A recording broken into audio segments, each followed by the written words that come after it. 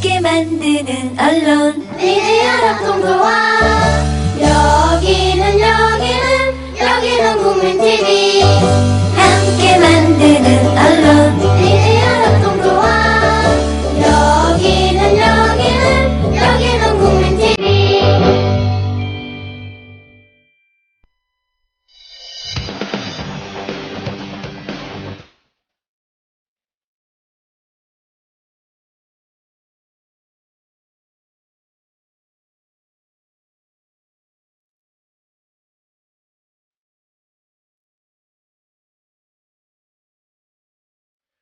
최동호의 스포츠당.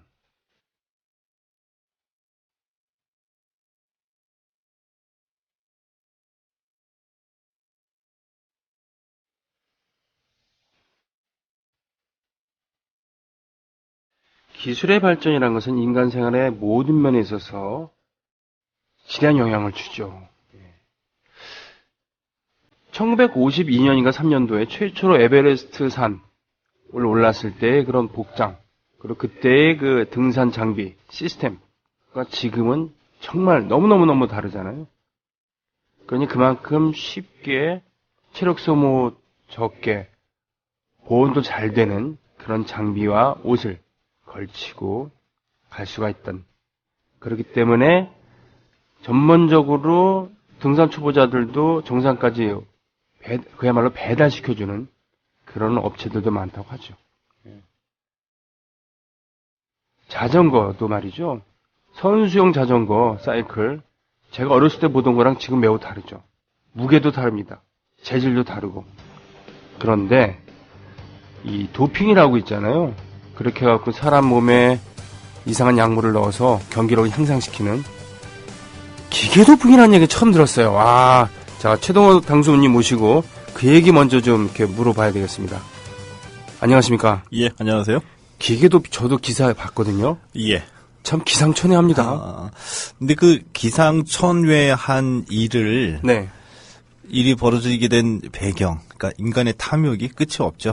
네. 일단 내용은 그거 맞죠? 그러니까. 예, 맞습니다. 사이클 안에, 예. 그 차대 안에, 예. 그 프레임 안에 조그만 모터를 달아서 타는 겁니다. 그러니까 경기에 나서는 겁니다. 예, 힘을 덜 들여서 바퀴를 굴려도 예. 속도가 나오게 하는, 예.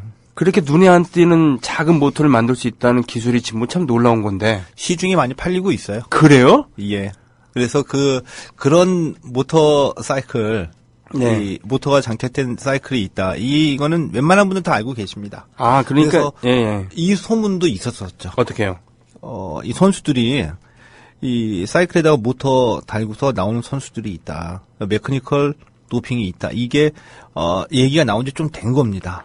그렇군요. 그러니까 선수들이 아닌 그런 일반인들이 그렇게 개조하고 타고 다니는 것은 뭐 문제가 될 게 아니잖아요, 사실은. 그렇죠. 예. 그랬는데 예를 들어 가지고 만약에 이제 그 도핑은 워낙 문제가 많이 되다 보니까 네. 이 약물 복용요 검사가 철저하게 이루어지고 있죠. 그래서 이제 선수들도 몰래 하고 그러는데 네. 그러면 이 검사로부터 또 이 적발로부터 자유로워지기 위해서 만약에 승마 선수가 네. 묘안을 짜낸 거죠. 예를 네, 들면 네. 말에다가 약을 먹이는 겁니다. 말에다가 약을 먹어요? 이게 아니면 양궁 선수가 또 이 기술의 발전으로 인해서 활에다가 조금 더 정교한 장치를 해가지고 화살이 정확하게 날아가도록, 아니면 사격에서 장총 같은 소총이 있죠. 네. 소총 같은 거 또 뭐 이렇게 눈에 보이지 않는 어떤 뭐 레이저 장치를 달아서 네. 관역에 조준할 수 있는 이런 거를 또 이 개발하고 사람들이 생각하지 않겠습니까? 이야. 그런 것 중에 하나가 이제 사이클에서는 네네. 그 프레임이라 그러죠. 역삼각형으로 이 자전거의 기본을 이루잖아요. 네네. 그게 이제 원통으로 되어 있으니까 그 안에다가 보이지 않게 모터를 달게 된 거죠. 네. 근데 이런 소문이 몇 해 전서부터 계속 있었었는데 네. 결정적으로 의혹이 눈앞에 펼쳐진 거는 언제였었냐면은 이 스페인의 유명한 사이클 대회가 있습니다. 이 라부엘타라는 사이클 대회거든요. 그래요. 뚜르드 프랑스는 워낙 많이 들어봤어요. 예. 그런데 스페인에도 뭔가 유명한 사이클 대회가 있다. 예. 예. 2년 전에 이 네. 라부엘타에서 이 캐나다의 헤제달이라는 선수가 네네. 레이스를 하다가 넘어졌습니다. 그 큰일이네, 진짜. 그렇죠. 네. 넘어지면은 달리던 힘에 의해서 자전거 앞바퀴랑 뒷바퀴가 잠깐 동안 돌아가겠죠. 예. 돌아가다가 이제 그 추진력이 떨어지면 멈춰야 되잖아요. 멈추지는 않는 거야. 뒷바퀴가 계속 돌아가는 겁니다. 아이고. 이런 장면이 노출이 돼가지고 이거 뭐냐, 모터를 다는 거죠, 뭐냐. 네. 이게 잡히게 된 거죠. 네. 잡히게 돼서 결정적인 그 증거를 잡지 못해서 이번처럼 나오지는 않았는데, 말씀하신 뚜르 드 프랑스에서도 그 우승자들이 네. 이 모터를 몰래 다른 자전거를 탔다는 의심이 제기가 된 적이 몇 차례 있었어요. 그래요? 예, 그 정도로 지금 사이클계에서도 이 메커니컬 도핑, 기계 도핑이라는 게 좀 광범위하게 퍼져 있는 거죠. 예를 들면 얼마 됐지는 않지만 바로 작년 대회였습니다. 네. 2015년 이 투르 드 프랑스에서 우승자 영국의 크리스 프롱이 모터를 달았다는 논란에 휩싸이기도 했었죠. 근데 예. 이게 이제 공식적으로 표면 위로 올라온 겁니다. 가만있어 보자. 그런 거는 일단 그 자전거를 사이클을 사전에 예. 점검할 수 있지 않을까요? 엑스레이 사진이나 뭐 이런 걸 통해서. 예. 그래서 이제 이런 의혹들이 강하게 제기가 여러 차례 되다 보니까 네. 일부 이제 국제 대회에서는 이 장비 검사할 때 투시기를 설치를 해가지고 네, 사이클을 점검을 하는 네. 국제 대회가 지금 점차 등장을 하고 있거든요. 그렇군요. 근데 이번 같은 경우에는 이 세계 사이클로 크로스 선수권 대회가 열렸었거든요. 네. 열렸었는데 여기에서 이 사이클로 크로스 선수권 대회는 그러니까 이렇게 보시면 됩니다. 오프로드 사이클이라고 보시면 됩니다. 네. 그러니까 벨로드롬이나 도로 경기가 아니라 일부러 험한 험지를 찾아서 오프로드 자동차처럼 네. 험지에서 겨루는 자전거 대회이죠. 산악 자전거랑 좀 다른 겁니까? 예, 산악 자전거 완전 산악이잖아요. 예. 이거는 그렇죠. 험지. 그러니까 네. 뭐 시냇물을 건너기도 하고 뭐 네. 이런 식으로 가는데 네. 여기에서 그 벨기에 출신의 이 펨케 반덴 드리슈라는 선수가 자전거에서 모터가 발견이 된 겁니다. 이 발견이 됐다라고 이 국제 이 사이클 연맹 회장이 직접 기자회견을 열고서 밝힌 거예요. 네. 근데 이 선수의 해명으로는 그 내 자전거가 아니다. 내 자전거하고 똑같은 자전거를 사용하는 친구가 있는데 우리 팀의 기술 감독이 자전거를 헛걸려가지고 그 친구 거를 나한테 준 거다. 이런 실수가 있어. 이렇게 이제 해명을 하고 있는데 가슴에 와닿지는 않죠. 그러게 말이에요. 근데 이 브라이언 쿡스 국제 사이클 연맹 회장이 기자회견에서 이런 종류의 속임수, 이런 종류의 속임수라는 거는 메커니컬 도핑 얘기하는 거겠죠. 오랜 기간 동안 많은 얘기를 들어왔는데 몇 달에 걸려서 이 다수의 자전거를 좀 조사 중에 있다라고 해서 심상치 않게 이 사이클계에서 메커니컬 도핑이 문제가 될 것임을 예고를 했죠. 예. 이거 그 랜스 암스트롱. 예. 고환암을 극복하고 그 후에도 뚜르 드 프랑스 국경을 따라서 달리는 그 험난한 자전거 대회에서 우승을 계속했었던 그 선수의 경력 모두가 지금 취소가 돼 버렸잖아요. 예, 그렇죠. 그건 자기 신체에 도핑을 했기 때문에. 예. 예. 그래서 그 랜스 암스트롱은 물론이고 그 대회 권위 그리고 사이클계에도 상당히 어떤 먹칠을 한 거 아니겠습니까?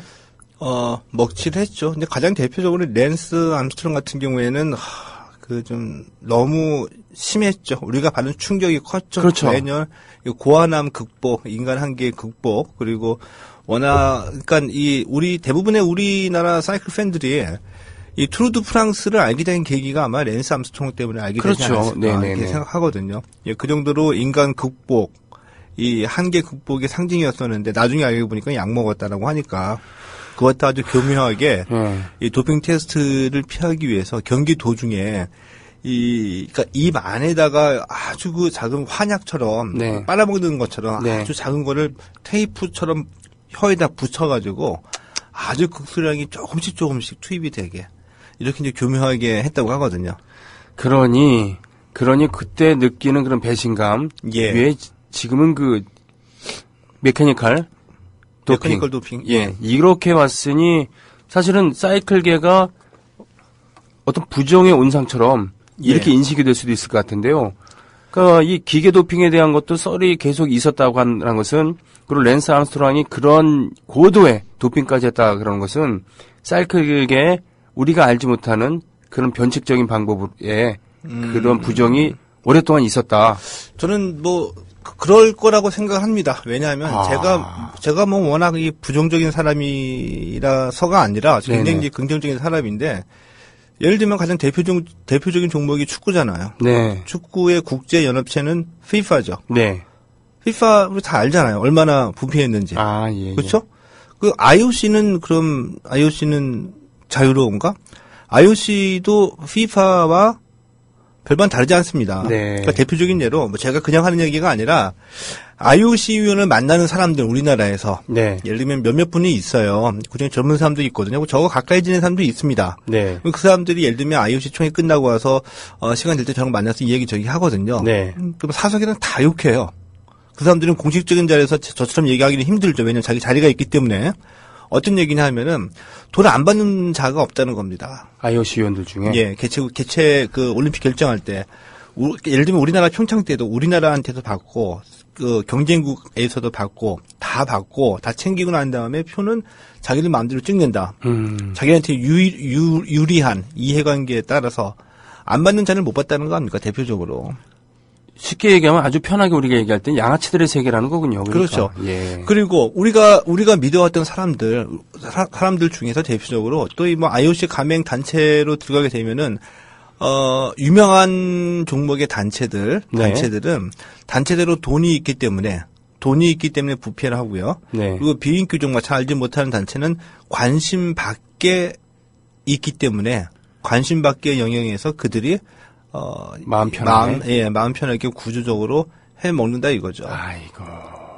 그래서 이게 전면적으로 수사를 하잖아요. 그 대표적으로 일어난 게 우리가 그 지난달에 말씀드렸던 그 러시아 그 도핑이 있죠. 네. 국가가 주도적으로 해서 이렇게 걸리니까 국제 육상 경기 연맹 회장한테 봐달라. 그 회장은 또 봐줬죠. 돈 받고. 네. 프랑스에서 지금 조사 중이거든요. 이런 식이죠.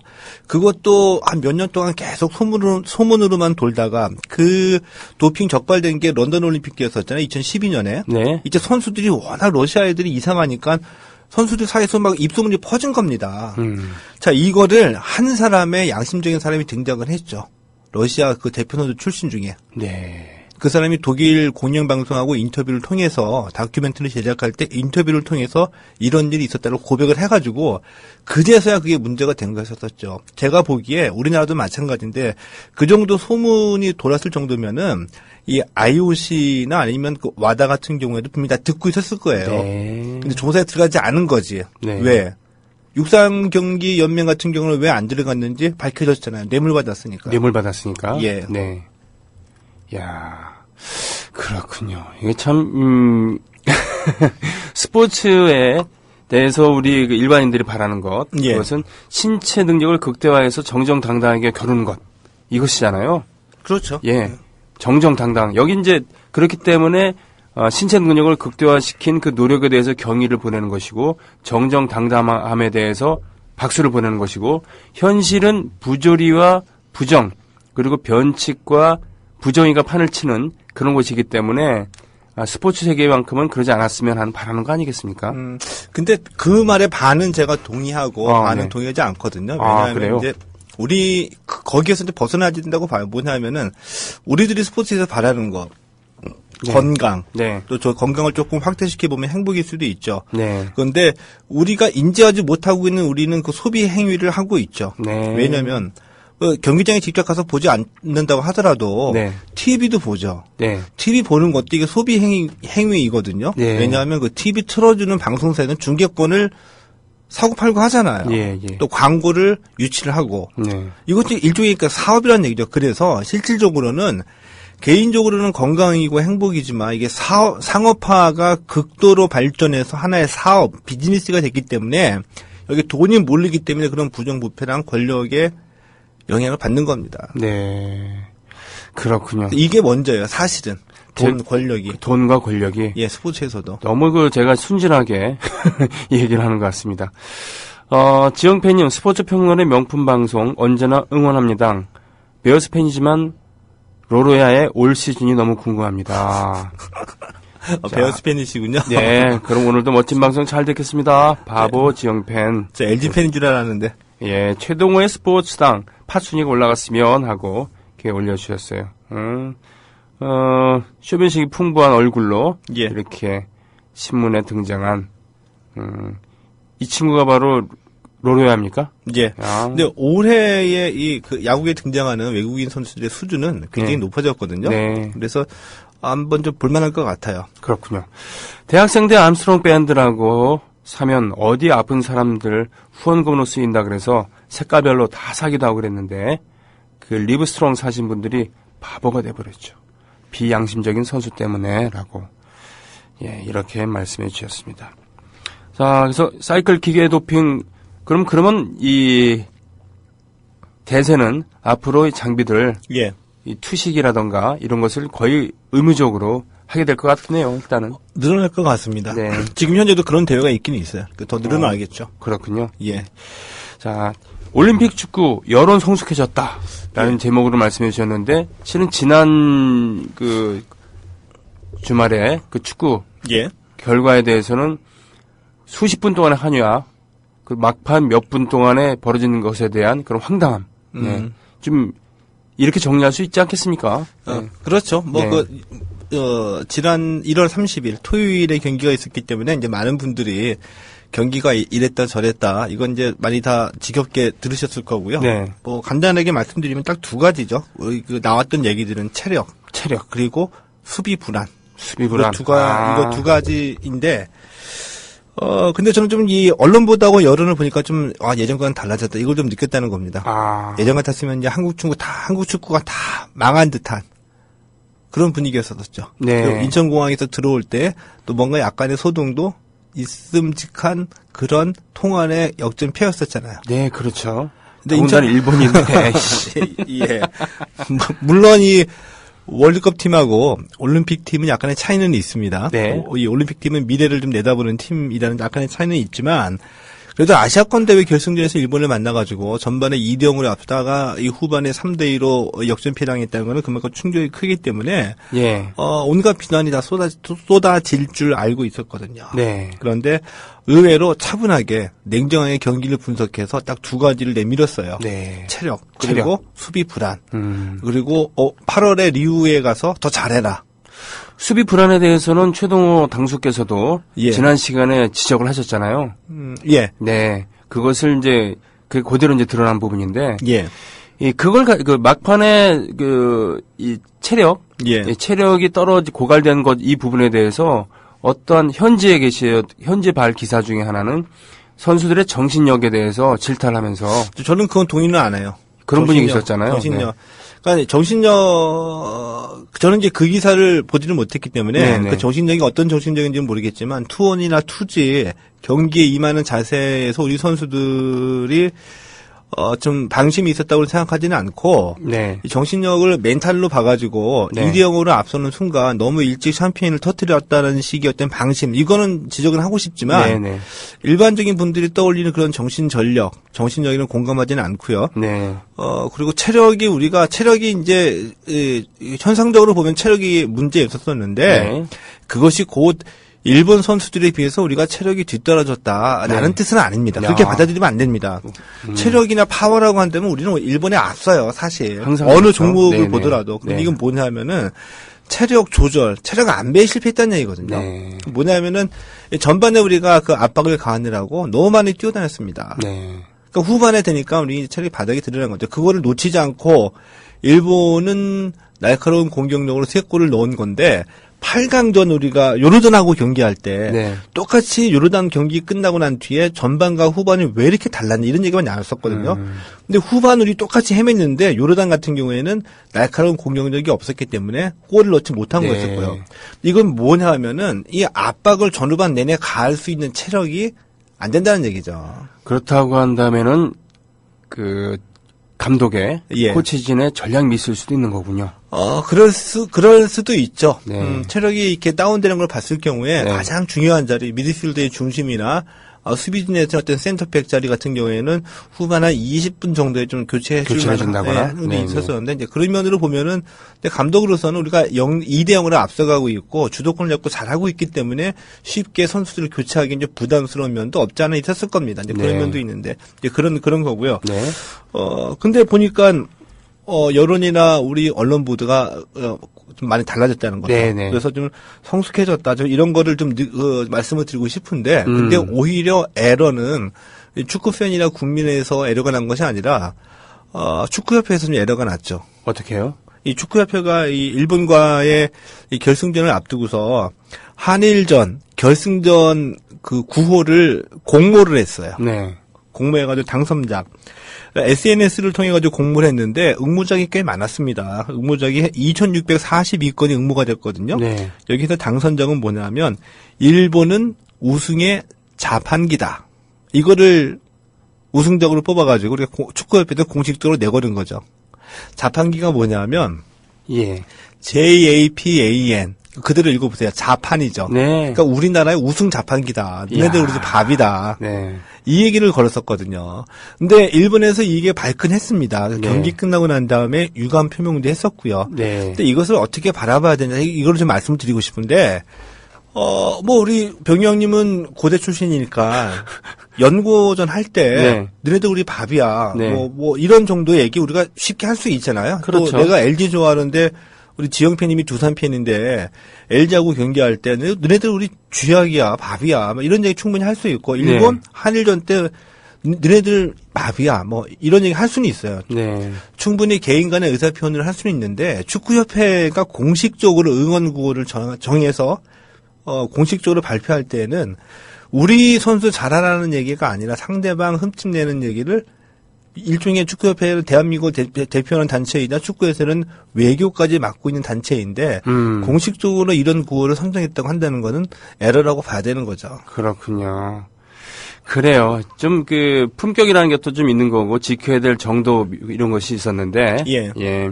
사실은 뭐 이런 응원전이나 이럴 때 상대방을 자극하지 않는 선에서 좀 유머러스하게 예. 디스할 수도 있는 거고 그런 건데 그것이 좀 지나치는 더군다나 자동 판매기의 나라인 일본에 일본에 그렇죠. 우리가 그렇죠. 자판기 나라죠. 예, 자판기의 나라인 예. 일본을 그런 식으로 이렇게 하는 것은 기분 나쁠 수가 있을 겁니다. 예. 근데 저는 그냥 우리 개인적인 관계에서 친구들끼리 또 일본 친구들한테 얘기할 때 그렇게도 얘기할 수 있다고 봅니다. 네. 근데 이게 문제는 이 축구협회라는 공식적인 단체가 이 해외 언론들에게까지 이게 공식 응원 구호를 발표할 정도 이렇게 뽑아놓은 건 좀 문제라고 보는 거고요. 네. 그 다음에 일부에서 좀 지적한 내용 중에 하나가 이 중계방송 해설자와 그 캐스터의 멘트에도 문제가 있었다는 지적은 사실 있었어요. 예, 어떤 면에서요? 뭐냐면은 네. 모 방송사의 해설위원과 이제 이 캐스터가 얘기하는 도중에 일본 선수들의 이름 가지고 희화화해서 네. 몇 가지 얘기들을 했었거든요. 그렇군요. 이것도 끝나고 난 다음에 이제 그러니까 공개적인 방송에서 그 해설자와 그 캐스터가 이 상대 팀 선수 이름 가지고 희화하면서 얘기할 것은 아니다. 이런 지적도 많이 있었던 것은 사실입니다. 자, 우리 어렸을 때 예. 유재두 선수 미들급 예. 미들급의 복싱 선수인 유재두 선수의 라이벌 여기 와지마 고이치였거든요. 예. 와지마 이름을 가지고 오지마 막 우리가 막 그러기도 했었고 그랬는데 예. 여기 보니까 68분에 골을 넣은 선수 이름은 야지마네요. 네. 예. 그런 식으로 따지면 이걸 가지고도 뭐 비틀어서 할 수도 있습니다만 예. 그거는 저작거리에서 예. 웃자고 하는 소리지. 그냥 우리끼리 하는 얘기이죠. 네, 방송에서 이렇게 하면은 좀 곤란하다는 이제 그런 건데 일리는 있다고 봅니다. 그렇군요. 예. 예, 아무튼 그렇게 사실 축구팬 열렬 축구팬으로 봤을 때는 정말 그 결과로 보면 충격적인 패배였는데 예. 그래도 그것을 대처하는 자세는 많이 성숙해졌다. 예. 오히려 그러면서 대책을 더 면밀하게 세울 수 있는 거 아니겠습니까? 그렇죠. 이제 그런 면으로 봐도 저는 이제 길게 보면 저도 이제 뭐 똑같이 네. 그 한일전에 지면은 그날 그러니까 토요일 밤에 경기가 있었고 일요일 내내 왜 졌지 이 생각이 그냥 이렇게 약간 불안 것도 있어가지고 일요일 내내 떠나지 않았었거든요. 근데 똑같은 네. 심정인데 네. 근데 길게 보면 이러니까 재밌는 거 아닙니까? 우리가 맨날 이기면 네. 그것도 만약에 3대0 이기고 2대0 맨날 이겨버리면 재미없는 건데 2대0으로 이기다가 3대2로 뒤집어져서 패하는 거. 이런 경우도 있으니까 재밌는 건데요. 네. 이게 마지막으로 제가 이 기억에 남는 멘트를 이 데구라모리 일본 대표팀 감독이 했거든요. 이 얘기는 평소에 제 생각과 똑같은 얘기를 한마디 했습니다. 네. 그러니까 일본 올림픽 대표팀 감독의 이제 그 인터뷰에서 한 말의 요지는 어차피 마지막은 한국이라고 생각했다. 한국 꺾고 이겨야지 우승을 인정을 받는 거다. 이런 뜻이고요. 두 골 내준 뒤에 정신이 바짝 들었다. 예. 이렇게 얘기했고, 그다음에 우승해서 속이 시원하다라고 하면서 최강의 라이벌인 한국에 감사한다. 이 얘기했거든요. 그러니까 최강의 라이벌인 한국에 감사한다. 저 이제 이게 그래 나도 그렇게 생각한다. 이제 네. 이런 정도의 인상에 남는 말인데, 그래서 신태용 감독이 적어도 그 경기 전까지는 몇 가지 인상적인 얘기를 하면서 화두를 던지면서 기자들에게 좋은 그 기사거리를 던져줬거든요. 네. 그래서 좀 조금은 좀 아쉬운 게, 이 역전패에 대한 어떤 그 당황스러운 분노 이런 거 다 표현해도 좋다. 네. 일본 우리가 질만한 상대가 아닌데 졌다, 억울하다, 뭐 기타 등등 다 얘기해놓고, 네. 마지막에, 일본의 우승, 우리 라이벌 일본의 우승을 뭐 축하한다. 그러나 본선에서 다시 한번 보자. 네. 뭐 이 정도의 약간 올려주면서 우리의 결기를 다지는 멘트, 이런 걸 해줬으면 좀 좋았다라고 생각이 좀 들죠. 네. 아직은 그런 마음의 여유를 내보이기에는 우리에게 한일전이 다가오는 무게가 그렇게 큰 건가라고 할 수도 있겠네요. 또 반대로 얘기하면은 일본은 식민 모국이었고 예. 우리는 식민지였기 때문에 상대적으로 그런 그 감정을 내비치기가 좀 어렵진 않나. 아직은 그런 거 아닌가 싶기도 한데. 근데 저는 오히려 우리 보통 얘기하는 민심이라고 할까요? 네. 집단 지성이라고 또 얘기할 거예요. 아니면 우리 팬심이라고 얘기할 거예요. 지금 기억나는 그러니까 저는 이렇게 한일전 열릴 때마다 네. 붉은 악마가 던지는 메시지 굉장히 궁금해지거든요. 네. 이번에는 무슨 플랜카드를 내걸을까? 네, 가장 네. 최근에 그 안중근 의사의 사진 대형 걸기 내려왔었잖아요. 그리고서 역사를 잊은 민족에게 미래는 없다. 이게 나왔었잖아요. 네. 그렇죠? 그러니까 이 붉은 악마도 이 축구만큼은 한일전에서는 그때의 어떤 시대적인 상황, 한일 간의 어떤 외교 현안, 이 문제에 대해서 그냥 통렬하게 아주 그 핵심적인 메시지를 전하는데, 98년 잊지 못하는 그 메시지 중에 하나가 98년 프랑스 월드컵 때 잠실에서 렛츠고 프랑스 투게더.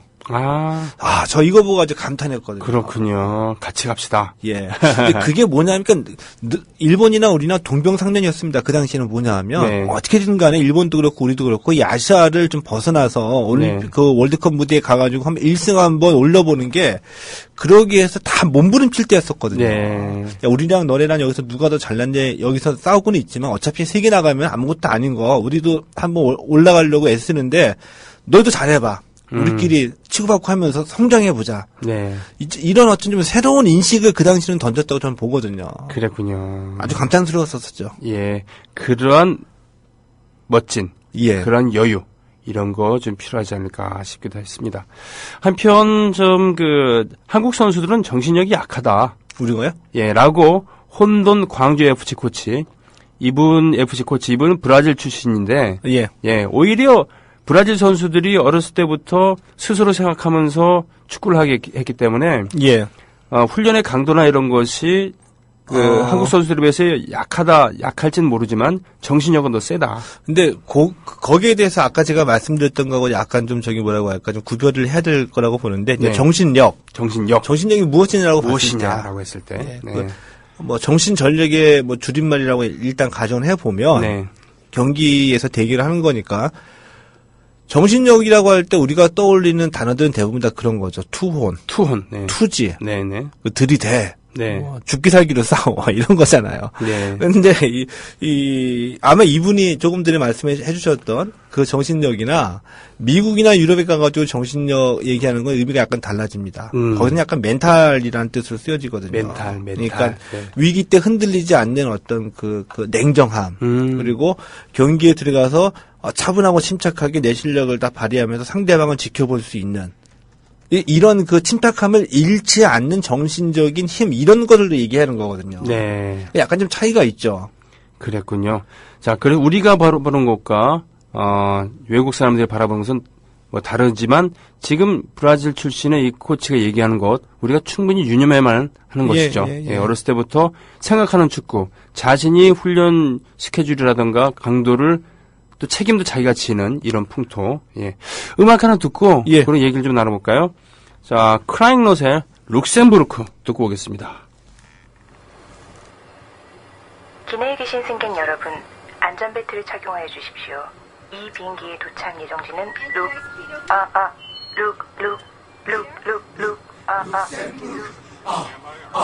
아르헨티나 룩셈부르크 아르헨티나.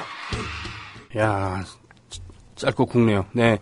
다시 한번 필승 코리아 버전보다 30 몇 초 정도 짧은 그런 룩셈부르크 크라잉넛이었습니다.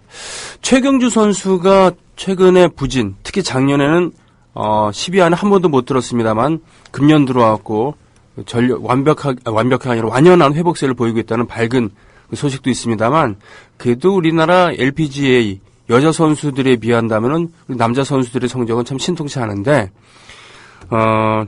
여자 대표의 국가대표 경쟁 여기가 치열하다고요? 치열하죠. 네. 그래서 올해 관심사 중에 하나입니다. 그 리오 올림픽에서 관심사 중에 또 하나이고요. 왜냐하면은 뭐 골프는 뭐 세계적인 운동이죠. 세계적인 운동인데 리오 올림픽에서 112년 만에 다시 들어갔습니다. 정식 종목으로. 그렇군요. 112년 만이니까 거의 이번 리우에서 우승하는 선수는 금메달 따는 선수는 뭐 초대 챔피언과 비슷한 영광을 가지고 가겠죠. 와, 112년 만이라고 한다면은 정말로 거의 처음이나 그렇죠? 마찬가지인 그런 느낌이네요. 네. 그리고 뭐 여러 가지 한 26개 정도의 종목이 있지만 그중에 사실 우리의 관심을 모으는 종목은 몇 개 안 되잖아요. 그러니까 뭐 축구, 야구, 나라에 따라 다르겠지만 이 골프 같은 경우도 전 세계적으로 관심을 모으는 종목이 좀 될 수 있다고 보거든요. 이게 종목이 개인전과 단체전 이렇게 있는 겁니까? 단체전과 개인전이 있습니다. 둘 다 있습니까? 남녀 단체전, 개인전. 야, 여자 같은 경우는 충분히 메달을 노려볼 만하네요. 그렇죠. 근데 우리나라 같은 경우에 뭐 지금 세계 랭킹 15위 안에 8명이거든요. 그러니까 절반이 우리나라 선수입니다. 그래서 IOC가 또 이 국제 골프 연맹이 생각하기에 뭐 출전 자격을 세계 랭킹 100위 안에 선수만 출전할 수 있다 이렇게 정해놓으면은 한 절반가량 우리는 코리아 선수들이 와가지고 바글바글 되는 거다. 이렇게 할 수가 없죠. 이렇게 할 수는 없고. 나라별 4명까지, 나라별 2명까지 출전한다. 2명까지 출전하는데, 이 세계 랭킹 15위 안에 4명 이상이 있는 나라들은 4명까지 나올 수 있다. 이렇게 정해놨거든요. 그러니까 우리는 최대 4명까지 갈 수 있는 겁니다. 그래서 현재 이 기준에 봐가지고, 현재 우리 선수들 랭킹을 따져보니까 15위 안에 8명이 포진해 있는데 세계 랭킹 2위 박인비, 5위 김세영, 6위 유서연, 7위 김효주 선수까지 출전할 수 있는 겁니다. 김효주 선수는 최근에 끝난 대회에서 우승을 했잖아요. 피어실크 바하마 클래식에서 우승하면서 10위에서 7위로 올라서 이렇게 된 거예요. 그러니까 대회 하나 끝날 때마다 성적이 뒤바뀌는 겁니다, 랭킹이. 그랬군요. 근데 7위가 김효준인데 9위 양희영, 10위 전인지, 14위 장은하, 15위 이범희. 근데 2위 박인비 선수 빼놓고 5위서부터 15위까지 이 랭킹 포인트로 랭킹을 산정을 하는데 뭐 0.6점에서 0.7점 차이. 그러니까 대회 하나 끝내면은 그 대회 성적에 따라서 막 뒤바뀌게 되기 때문에 누가 나갈지 아무도 모르는 그런 혼전이죠. 그런데 분명히 세계 랭킹 15위 안에 들면서도 우리나라에서는 올림픽에 나가지 못하는 선수가 분명히 나온다는 거죠. 그러게요. 분명한 거는. 그래서 뭐 예전에 아마 지금도 그렇지만 여자 양궁도 그랬지만 여자 양궁에 이어서 여자 골프도 이 올림픽 나가서 메달 따는 것보다 이 한국 국가대표 되는 게 더 어렵다. 이걸 진짜 보여주고 있어요. 몇 명씩 뽑게 될까요? 그 단체 전율을 한다 그러면 여태까지 보통 단체전 4명 정도 나갑니다. 그렇군요. 그렇다고 한다면 정말 국가 경쟁력은 최상이겠네요. 그런데 또 재밌는 일이 또 벌어졌죠. 네. 남자는 여자와 다르잖아요. 네, 그렇죠. 그런데 남자 같은 경우에는 우리 그 안재형하고 자오지민 이 네. 커플의 아들 네. 안병훈 선수가 유럽 골프에서 좋은 성적을 내고 있거든요. 예, 아주 젊은 나이지만. 예, 그래서 이 안병훈 선수가 세계 랭킹 27이고요. 이 김경태가 66입니다. 이 두 선수가 나가는 것으로 거의 굳혀지는 분위기였었거든요. 네. 근데 이 파머스 인슈어런스 오픈이라고 얼마 전에 끝난 대회예요. 네. 예, 여기에서 최경주 선수가 갑자기 준우승을 해가지고 네. 세계 랭킹이 334위에서 137위로 깜짝 올라온 겁니다. 그래서 감독입니다. 예, 지금. 그렇잖아요. 네. 남자팀은 이 최경주 선수가 감독이고요. 여자팀은 박세린 선수가 감독인데, 근데 제 예상에 이 시즌 첫 오픈대에서 이렇게 성적이 좋았는데, 만약에 이 상승세를 그대로 유지해가지고, 이 7월 달까지 대회 중에서 이 톱 10에 한 2번 정도만 더 들어가면, 100위 안에 들어올 수도 있거든요. 이렇게 되면 최경주 선수가, 나 감독 안 해. 선수로 나갈 거야. 이런 딜레마? 예. 맞을 수도 있겠죠. 네. 적어도 뭐 플레잉 코치 정도는 나오지 않을까. 그러니까 남자도 이런 면을 지켜보면 좀 재미있어지지 않을까 하는 생각이 드는 겁니다. 그렇군요. 어느덧 40대 중반으로 가면서 예. 체력이 저하되고 그로 인해서 그렇잖아요. 세계적인 선수들 어느 정도 나이가 들었을 때 더 이상 회복하지 못한 경우들을 참 많이 봤습니다. 쓰니까요. 예. 대표적으로 제가 기억에 나는 것은 호주의 백상어 그렉 노먼이 갑자기 우승을 밥 먹듯이 하다가 갑자기 급전직하는 걸 보면서 괜히 마음이 짠했었거든요. 예. 그런 경우도 있었습니다만. 예. 알겠습니다. 여자 골프 국가대표 우리는 굿이나 보고 떡이나 먹는 그런 심정으로 즐겁게 바라볼 수도 있을 것 같습니다만 선수들은 상당히 피 튀는 경쟁이 될 수도 있겠습니다만. 아마 LPGA에서는 올해 우리 선수들끼리 경쟁이 더 치열하지 않을까. 올림픽 출전권이 걸려있기 때문에. 예, 알겠습니다. 하여튼 장합니다. 장해요. 저는 골프 여태까지 해본 적도 없고, 앞으로도 별 생각은 없습니다만, 아무튼 기분 좋은 일이라고 생각을 합니다. 그만큼 국내에서 또 다른 분야에서 여성들이 두각을 나타낼 수 있는 그런 것이 좀 부족한가 또는 그렇기 때문에 여성들이 더 열심히 일을 해서 자신의 그 존재 가치를 증명하는 것 아닌가 싶기도 합니다만. 예. 이미현 평창 동계올림픽 꿈 이런 제목으로 지금 올려주셨어요. 이게 어떤 얘기인가요? 우리가 이제 평창 동계올림픽을 유치를 해서 2018년 개최를 준비를 하고 있잖아요. 네. 그러니까 조직위원회 또 이 정부에서 가장 신경 쓰고 있는 거 그들이 얘기하는 성공이라는 게 뭔지는 모르겠지만 그들이 생각하는 성공 대회를 치르기 위해서 가장 중요한 몇 가지 중에 하나가 이 경기력입니다. 우리 성적이 좋아져야 된다. 우리나라 성적이 좋아한다. 그래서 이제 그 지상 과제 중에 하나를 설정을 하고서 각 그 연맹들에게 올림픽에서 좋은 성적을 내기 위한 방안을 요구를 하고 지원을 하라고 기업들을 막 붙여주고 있죠. 네. 근데 그 중에 하나가 뭐냐? 우리 동계종목에서 이 평창 동계올림픽 성적을 내기 위해서 가장 손쉽게 내민 카드는 귀화 선수입니다. 귀화 선수. 예. 다 귀화 선수 봤죠? 아이스하키도 6명 받았고요. 예, 지난주에 그 얘기들 오랫동안 했었죠. 그리고 우리나라 교포 선수들. 네. 그리고 그 중에 한 명이 이 여자 프리스타일 스키 이 슬로프 스타일에 출전하고 있는 이미연 선수입니다. 올해 22살인데 이 선수가 1살 때 미국으로 입양됐던 선수예요. 지난해에 우리나라 국적을 취득을 했죠. 그렇군요. 근데 이 선수의 사연 들으면 약간 마음이 짠합니다. 네. 평창 동계올림픽에 꼭 나가고 싶어 해요. 예. 왜냐하면, 올림픽 나가서 메달 따면은 내 이름과 얼굴과 사연이 알려져서 친부모님을 혹시라도 만날 수 있지 않을까. 아, 그렇습니다. 이런 간절한 소망을 가지고. 네. 그래서, 근데 그 뒤에 이어지는 얘기가 이 선수가 아주, 스키 선수로 잘 성장해오고, 잘 살아왔던 선수인 줄 알았는데, 또 그렇지는 않았어요.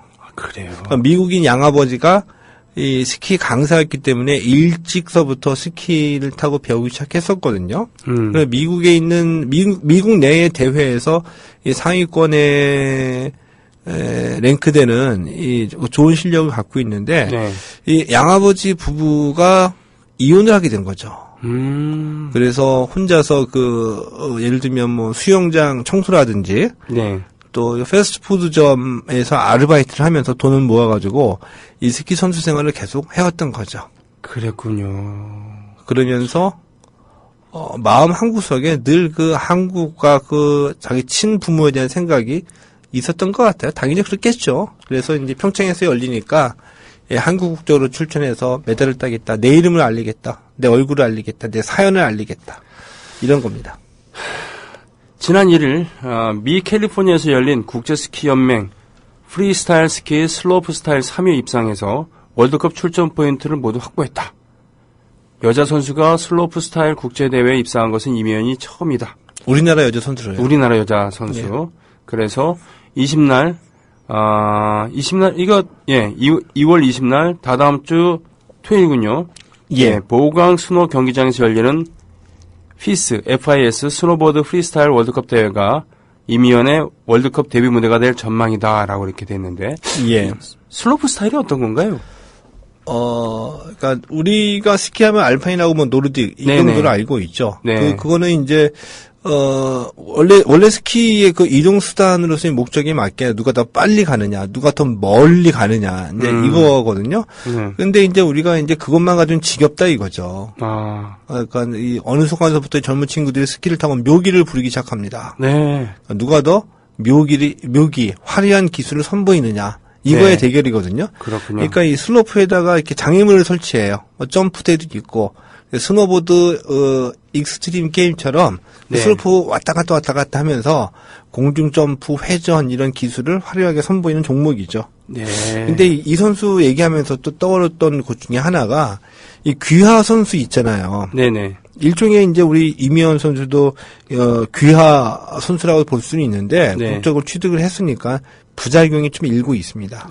뭐냐 하면 이미연 선수처럼 이런 사연 그리고 우리와 같은 피부 색깔일 경우에 거의 뭐 이 거부감이 없죠. 네. 원래 한국 사람이었으니까 그렇죠? 근데 완전 그 용병이라는 개념 그대로 네. 평창 동계 올림픽용으로 귀하 선수를 데려오다 보니까 네네. 흥정을 하는 선수들이 조금 나타나기 시작하는 겁니다. 그럴 수 있겠죠. 예. 그래서 또 제가 이거 좀 더 취재를 해서 제가 이제 쓰려고 하는 건데 네.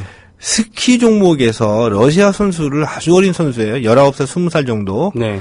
귀화를 시키려고 하는데 몸값 가지고 흥정하고 있다고 합니다. 얼마 줄래? 예.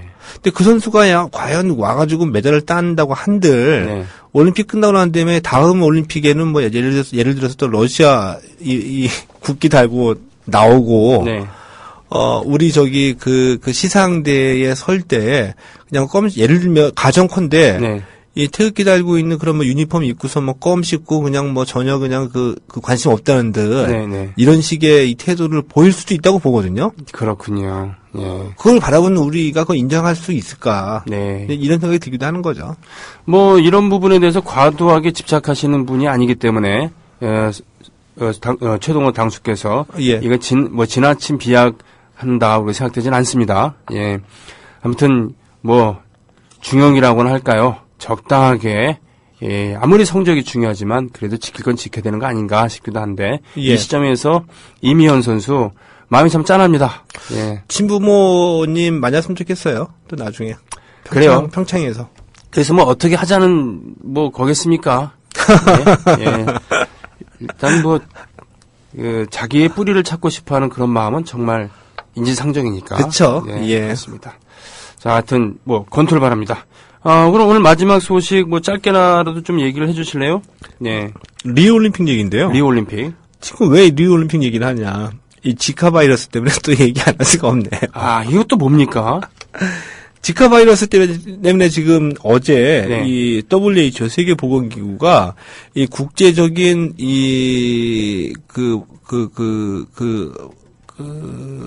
뭐라고 할까 보안이 아니고 이 건강 방역대책?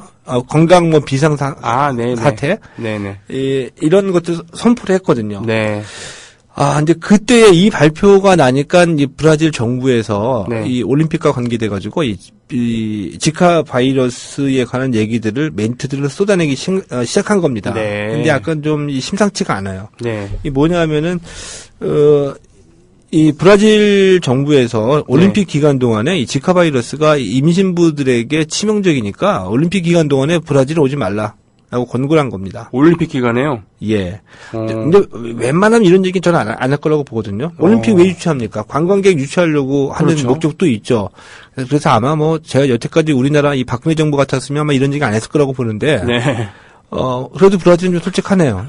오지 말라고 임신 이렇게 얘기를 했고요. 그리고 또 브라질 정부에서 한 얘기 중에 하나가 네. 이 지카 바이러스에 감염된 사람들의 80% 이상이 이 자각증상이 없기 때문에 사람들이 상상하는 그 수준 이상으로 위험하다는 얘기까지 했거든요. 네. 근데 올림픽에 오지 말라는 얘기는 사실은 우리 입장에서 보면은 올림픽 구경 가면은 이 감염이 될 가능성이 있다. 이것보다는 네. 이 방역적인 측면에서 보면은 이 올림픽과 같은 한 보름 동안의 이벤트에서 전 세계에서 사람이 몰려왔다가 보름 끝나고 다시 전 세계로 흩어졌을 때 순식간에 전 세계가 지카 바이러스에 감염될 수 있다는 얘기죠. 그렇군요. 예. 그렇기 때문에 그런 이런 부담 예. 이런 것은 좀 근데 예. 그 이면에는 네. 자신 없다는 얘기예요. 네. 지금 이거 백신 없습니다. 백신이 없는 거군요. 예, 백신 없고 이제야 브라질과 미국이 손잡고 지금 연구에 들어갔거든요. 네. 근데 잘못하면 저는 이 지카 바이러스 때문에 브라질에 아주 치명타를 맞을 수도 있다고 봅니다. 왜냐하면 네. 브라질 이미 이 지카 바이러스 이전에도 올림픽이 제대로 될 수 있을까 우려스러운 목소리가 굉장히 있었거든요. 실제로 그런 일들이 지금 브라질에서는 펼쳐지고 있어요. 뭐냐 하면 일단은 경제가 어렵잖아요. 네. 브라질 경제가 무슨 원자재 경제였었잖아요. 네. 근데 원자재 가격이 다 폭락하니까 브라질이 어려워져가지고 브라질의 경제난이 어느 정도냐 하면은 네. 이 선수촌에 TV 설치 못한대요. 아이고. 방에다가. 세상에. 지금 얘기 나오는 게 어떤 얘기냐면은 브라질 더운 나라잖아요. 네. 이 선수촌에다가 에어컨을 달아주는데 에어컨 틀려고 하면은 전기로 따로 내는 전기료를 받아야 되냐 말아야 되느냐. 이 브라질이 그렇게까지 어려워졌어요? 예. 그리고 브라질에서 매년 2월에 카니발 하잖아요. 네. 근데 올해는 카니발 전부 다 취소했습니다. 세상에. 근데 이게 어떤 의미냐 하면은 브라질에서의 카니발은 우리가 보기에는 축제잖아요. 네. 그냥 우리 무슨 축제 많죠.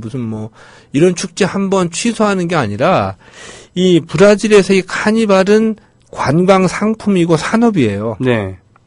전 세계에서 이 카니발 기간 동안에 수백만 명이 몰려오고 카니발을 진행하기 위해서 필요한 물자들 이런 것들이 하나의 산업화가 돼 있는데 네네. 이것을 지금 못 한다는 얘기죠. 이것까지 포기할 정도로 심각하다는 그런 얘기군요. 예, 그래서 파이낸셜 타임즈가 이렇게 보도를 했습니다. 이 글로벌 금융 위기 때도 브라질은 카니발만큼은 차질 없이 진행했다. 네. 근데 최근 브라질의 불황이 얼마나 심각한지 알 수 있는 대목이다. 이렇게 보도했습니다. 그랬군요. 소두증을 유발할 수 있는 그런 예. 지카 바이러스. 예. 근데 이렇게 경제난이 지속이 되다 보니까 당연히 전국도 불안해지겠죠. 아하. 그래서 지금 그 브라질의 지우마 호세프 대통령 네. 지금 야당에서는 계속 탄핵 절차 진행 중에 있는데 우리는 이런 거 다 안 봐도 비디오잖아요. 하면 탄핵 절차 진행 중이고요. 야, 그리고 정당 창당이 잇따른데요. 갈라지는 거냐, 막 핵분열처럼. 그래가지고 브라질에 지금 그 정당이 모두 35개랍니다. 그랬군요. 이런 와중에 지금 올림픽 경기장 공사가 중단된 곳이 몇 군데 있거든요. 네. 이래서 과연 이제 IOC도 우려감을 표시하고 막 이러는 와중에 이 지카 바이러스가 터진 겁니다. 브라질에서. 심각한군요. 예. 예. 이거 어떻게 해야 됩니까, 진짜? 만약에 이거 악화되면은, 네. 만약에 이 지카 바이러스가 더, 악화가 되면은 아마 그 올림픽, 첫 번째로는 올림픽 연기를 할 수도 있죠. 네. 연기할 수도 있고, 잡히지 않으면, 취소될 수도 있겠죠. 그 정도로 심각하다는 얘기군요. 조금 더 상황을 지켜봐서. 그렇군요. 예. 그게 바로 이 바이러스뿐 아니라 브라질의 준비 정도, 그리고 경제 상황, 그리고 전국의 불안까지 예. 전부 다 감안하는 그런 복잡한 방정식이 나올 수밖에 없겠군요. 예. 지금 그 최악의 경우라고 한다면은 올림픽 개막 연기될 수도 있고 네. 더 최악이라고 한다면은 취소까지도 가능한 그런 지금 3대 악재를 브라질이 지금 겪고 있습니다. 한 7개월 남았는데 어떻게 헤쳐나가는지 지켜봐야지 되죠. 그랬군요. 자, 우리가 지금 어떻게 할 수 있는 방법은 없고, 네, 브라질의 건투를 바랄 수밖에 없겠군요. 예. 알겠습니다. 오늘 스포츠당 그리고 방송 여기서 마치겠습니다. 예, 고맙습니다. 예. 마지막 곡으로 The Girl from Ipanema, 안토니오 카를로스 조빔, 보사노바라는 리듬을 창시한 그런 브라질의 음악가의 대표적인 곡입니다. 이거 들으면서 방송 마치겠습니다. 댓글로 방송 참여해주신 오케마리님, 노랑 윤성리님 등등등 고맙습니다. 윤성님께서는 페이스북 친구 추첨 신청 받아달라고 지금 공개적으로 게시판에 지금 들이대고 계십니다. 보셨죠? 예. 최동쌤 페이스북 친추합니다라고 하셨어요. 그래요. 자카 바이러스 첫 의심 환자 발생, 감염 여부 내일 판명, 남아메리카 방문한 뒤에 발진 증상이 있다고. 우리나라 얘기인가요? 그렇습니다. 경기도 내에서. 예. 벌써 우리나라까지 들어왔잖아요. 벌써. 그렇습니다. 아이고. 내일, 그러니까 감염 여부는 내일 중으로 나올 것으로 보인다는데요. 작년에 메르스꼴 나지 않게 지금 정부 당국 제대로 된 그런 대책을 세우고 대처를 했으면 좋겠습니다. The Girl from Ipanema 듣습니다. 고맙습니다.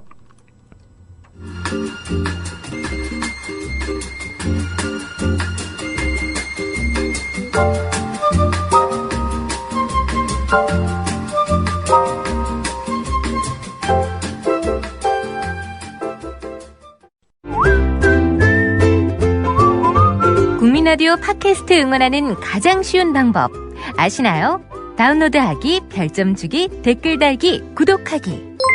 국민라디오 팟캐스트 널리 알리는 가장 쉬운 방법. 다운로드하기, 별점 주기, 댓글 달기, 구독하기. 기억하세요. 다운로드하기, 별점 주기, 댓글 달기, 구독하기.